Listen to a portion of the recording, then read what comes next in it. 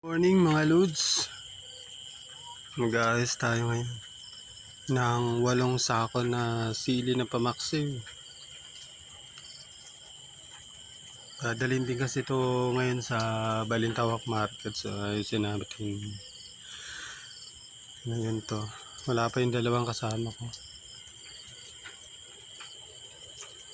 Yan ang siling panigang. Naka 8 sako kami. Ito pa oh.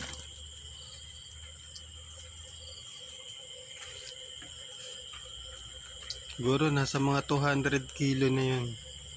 Yan yung inaayos namin.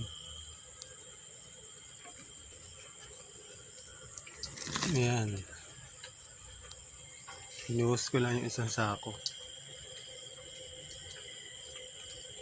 At tayo ay magkakape muna. It's 5 PM. Madilim pa ang kapaligiran. No? Ayan.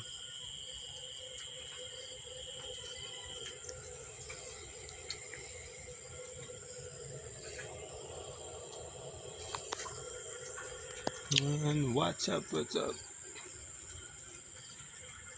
Good morning, good morning.